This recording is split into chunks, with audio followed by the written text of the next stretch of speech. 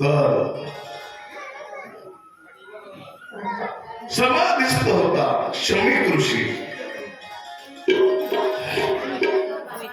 आणि जेव्हा ध्यान लागतं माणसाला, अपने आत्म के चिंतन में हरदम जागरूक रहना. तो हम शुभम स्वास्थ्य अपनी अंतर्दृष्टि रखना. सहज समाधि चलते रहते योग ध्यान में रखना. ध्यानामध्ये होतं समीप ऋषी. हा गेला पाणी मागू लागला, जेवण मागू लागला. अरे म्हणे तू बोलत का नाही?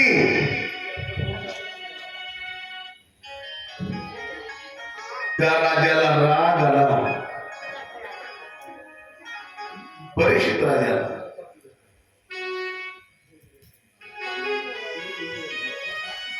मगाशी म्हटलं मी, अगन से तेज क्रोध है, पाप भूमि से भारी, कादर से काली कलंक और पानी से पतला गया.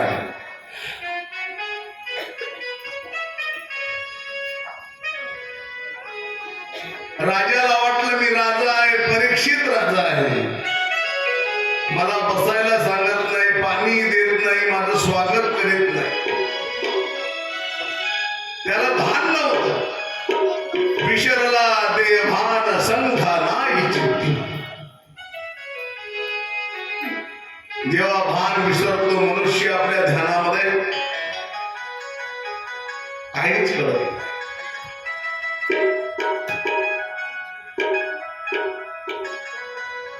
याने इकडे तिकडे पाहिल्याला खूप राग आला.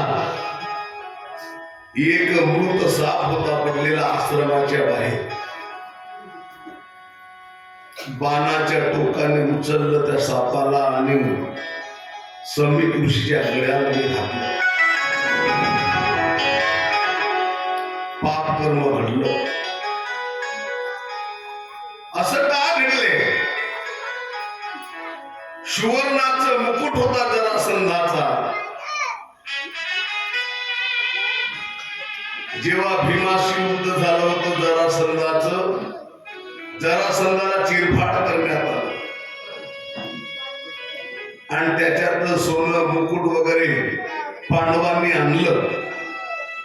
सूचना केली होती धर्मराजांनी, या खोलीमध्ये जे बंद वस्तू आहे संदुकामध्ये, पेटीमध्ये, तिला हातच लावायचा नाही, त्या वस्तू वापरायच्या.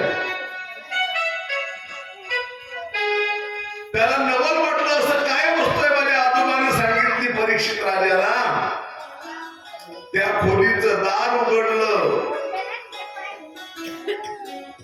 ते संदूक उघडलं तर तिथं अगदी चमचम करणारा सुवर्णमय मुकुट होता. जरासंध राजाचा होता जरासंध. आणि तो परिधान केला, वापरला डोक्यावरती, घातल्याबरोबर त्याच्यामध्ये कली शिरली, कली संचर. सुवर्णाचं उदाहरण दिलं मगाशी तुम्हाला, तर त्या सुवर्णामध्ये कली होती जरासंधाच्या मुकुटमध्ये. आणि कली नसल्याबरोबर याच्या मनामध्ये वाईट विचार येऊ लागले. म्हणून कधी कधी कुणाच्या मन दुखवलेल्या वस्तू वापरू नका जीवनामध्ये. आपल्या मागे साडेसाती लागल्याशिवाय राहणार. आणि ते कली लागल्यामुळे याच्या मनामध्ये वाईट विचाराचा संचय होऊ लागला. बाणाच्या टोकाने त्या सापाला उचललं आणि समीप ऋषीच्या गळ्यामध्ये घातलं.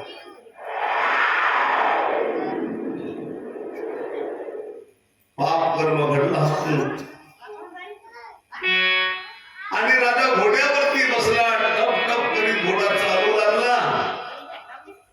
आणि घोडा चालताना मग काय, राजाला काय दुःख वाटलं नाही.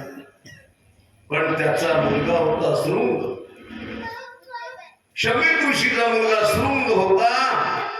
तो आश्रमामध्ये आला, वडील ध्यानस्थ आहे. आणि ध्यानस्थ असताना यांचं चालू आहे ओम नमो भगवती वासुदेवाय. आपण ध्यानात ना करतो, वै शुगंधी पुष्टिवर्धनम् उर्वारुक्मियो बंधनानां मृत्युक्षेमम् ओम ह्री कपालिनी कुलकुंडलिनी भाग्यदेही अनेक मंत्राचा आपण जप करतो. जो ज्याला ज्याला जो देवाची पूजा करतो त्याप्रमाणे मुलाने पाहिलं वडिलाकडे, माझ्या वडिलाची थट्टा करणारा कोण आहे, कोण चेष्टा केली माझ्या वडिलाची. मृत गड्यामध्ये साप घातलं, त्याला शंका तयार झाली की आताच रस्त्याने जाणारा राजा परीक्षित होता, हे त्याचंच कार्य असलं पाहिजे. रडू लागला, डोळ्यातून धारा वाहिल्या, माझ्या बापाची चेष्टा केली. आणि त्यावेळेस त्यांनी जल घेतलं, संकल्प सोडला आणि शापवाणी केली. ज्याने कुणी हे कृत्य केलं, कर्म केलं, त्याला 7 दिवसात तक्षक कंसाने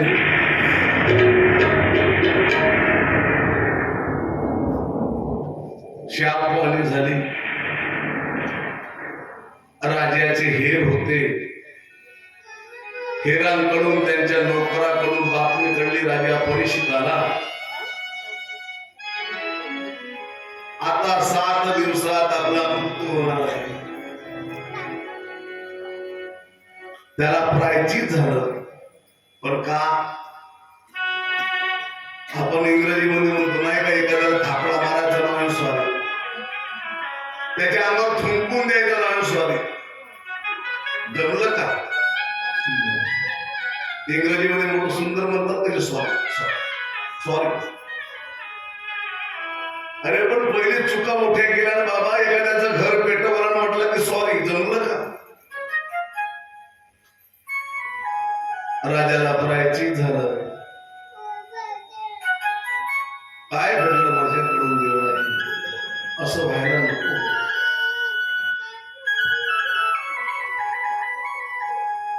सगळं पलीकडे झालं, विचाराच्या पलीकडे झालं. मी राजा आहे.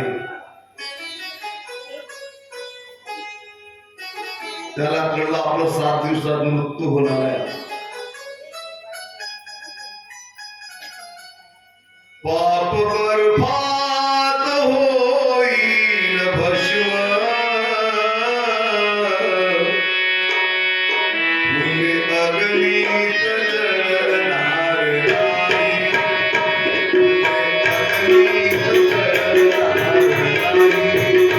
पाप बर्फात होईल भस्म, पाप बर्फात होईल भस्म, पुण्य अग्नीत जळणार नाही, पुण्य अग्नीत जळणार नाही. विधात्याने दिलेले नशिबी,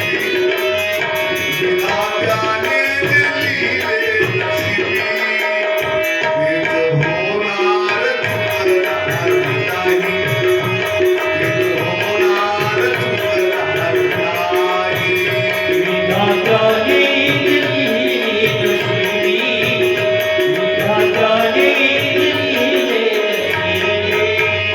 हेच होणार चुकणार नाही, हेच होणार चुकणार नाही. विधात्याने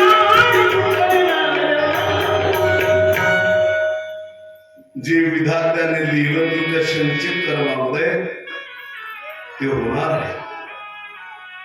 आता प्रायश्चित करू लागला.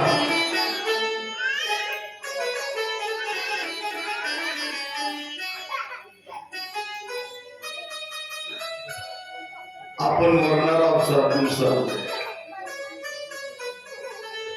कलियुगाचा प्रभाव वाढू लागला, प्रायश्चित करू लागला. म्हणजे काय केलं देवाने? तर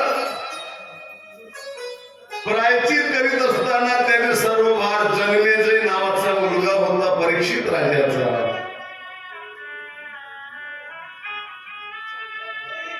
आणि मग त्याने त्याच्यावरती सगळं भार सोपवून दिलं. बेटा तू राजकारणावर बघ.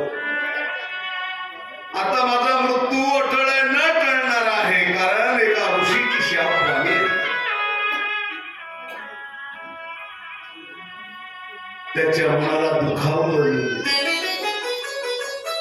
कुणाच्या मनाला दुखवलं त्याच्या मनाला. आता गंगा तीरावरती राजा व्रतस्थपणे राहू लागला, व्रत करू लागला. आता हरीश मरणाशिवाय त्याला कशाने मन त्याचं लागत नाही. ज्याला माहित आहे की माझा मृत्यू होणार आहे, तुम्हालाही माहित आहे की आमचा मृत्यू होणार आहे 7 दिवसात.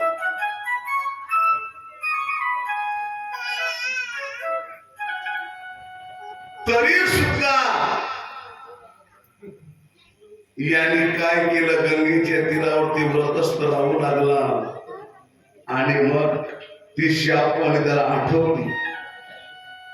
ऋषी बोलू लागले, हे राजा आता तुला हे लोक सोडून जावं लागणार आहे.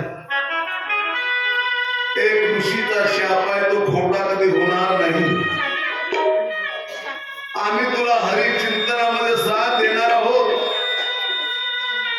आणि तेवढ्यामध्ये मूर्तिमंत विरक्ती त्यावेळी तिथं आली. दिगंबर बालस्वरूप शुकदेव म्हणून तिथं शोधता आले.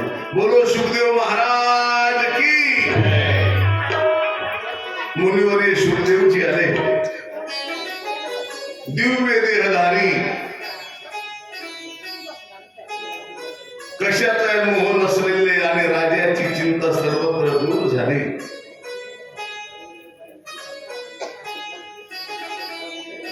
सांगू लागले, राजा